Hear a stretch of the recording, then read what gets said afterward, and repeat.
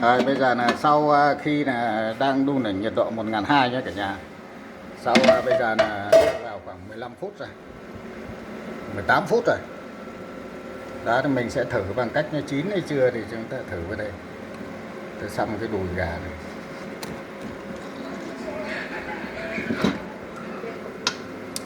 Đó, nước nó ra trong là nước nó ra trong này, tối tối bóng bóng này.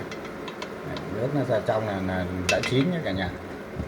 Giờ nó lên một cái màu rất là đẹp rồi này.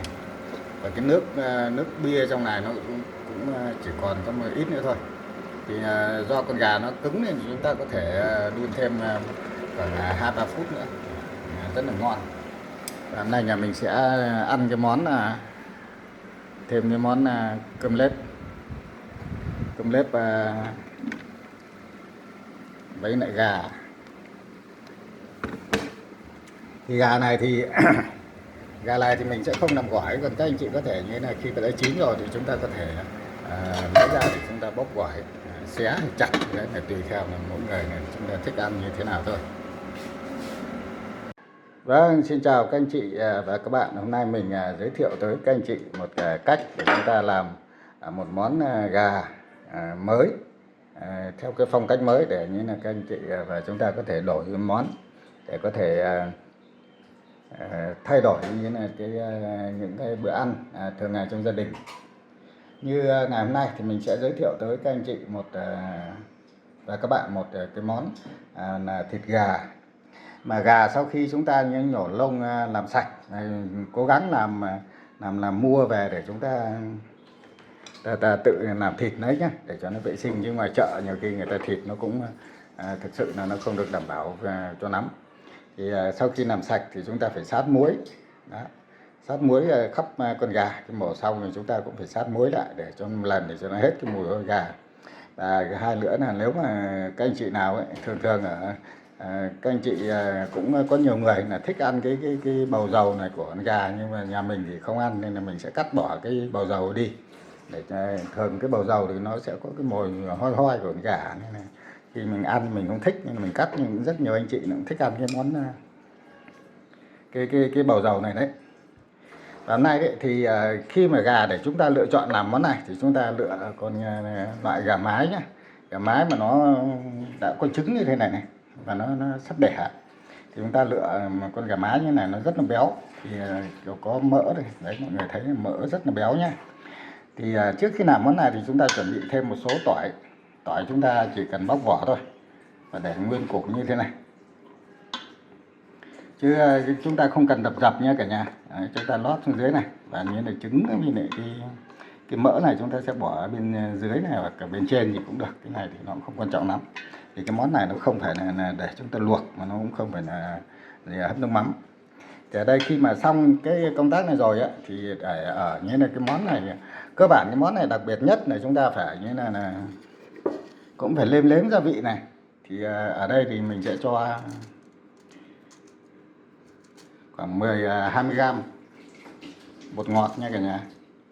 Đó, chúng ta sẽ rải vào đây để lát nữa nhưng nó sẽ tự nó bay hơi lên. 20 gram thì bằng 3 cái muỗng nhỏ nhỏ này. Và đây như là mình sẽ cho sử dụng muối, mình sẽ không sử dụng bột nêm, và mình sử dụng muối hột.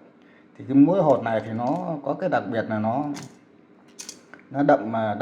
đậm chất, nhưng mà đừng cho nhiều quá nhá. Mình cái đó mình đổ hơi nhiều đấy.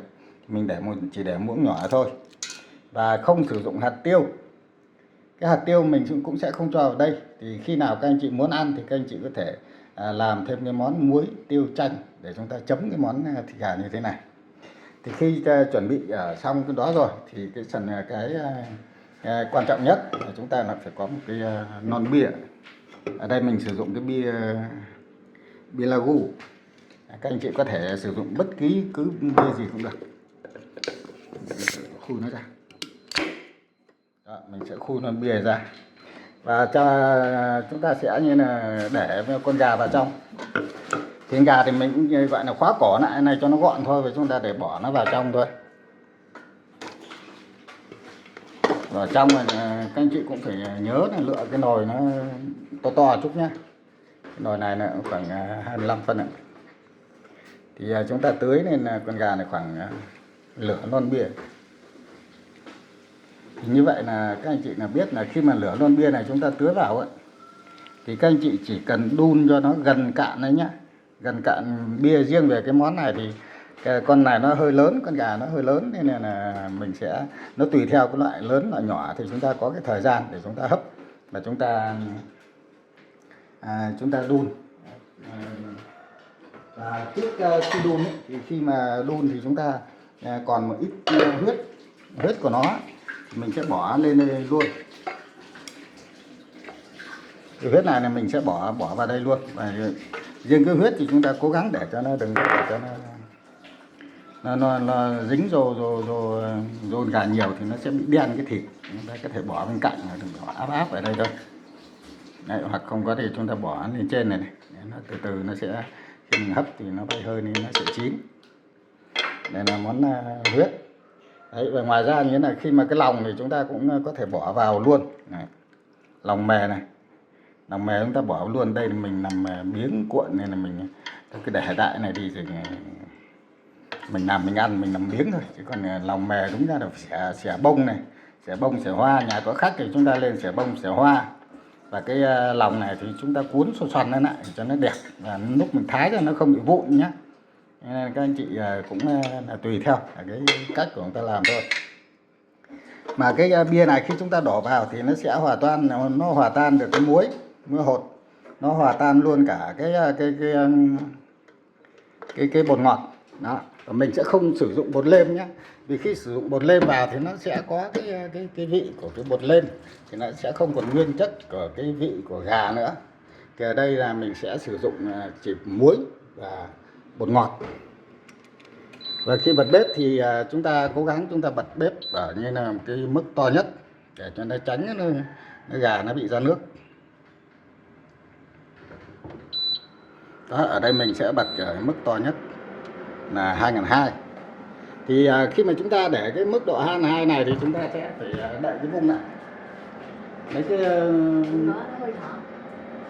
Lấy vung để chúng ta đậy lại. Thì khi mà cái vung này chúng ta đậy vào, chúng ta nhớ là đậy cho nó kín, càng kín tốt nhé.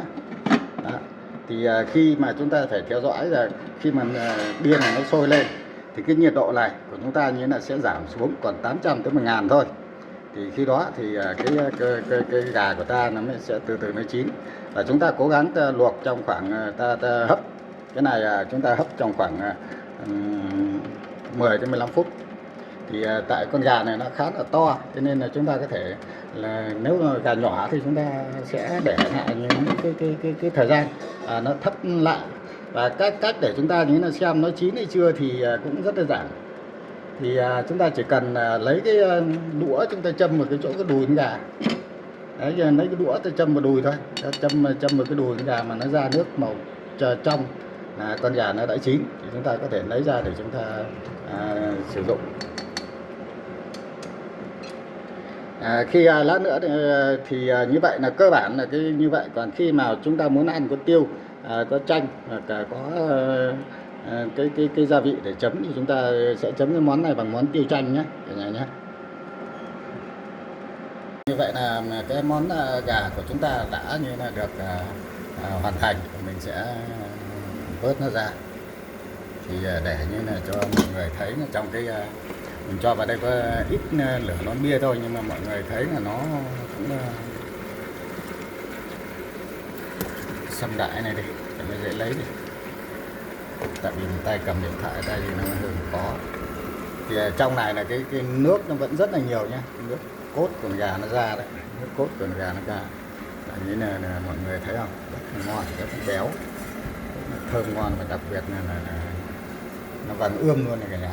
Mọi người nhớ lựa gà kiểu gà mái đồng nhé, gà sắt đẻ nó sẽ ngon hơn. Vâng, một lần nữa xin cảm ơn tất cả các anh chị em và các bạn đã ghé thăm ủng hộ cho Nguyễn Trinh. Xin chúc các anh chị và các bạn luôn vui vẻ, sức khỏe, hạnh phúc và nhiều thành công trong cuộc sống. Bye bye và hẹn gặp lại các anh chị trong những video lần sau.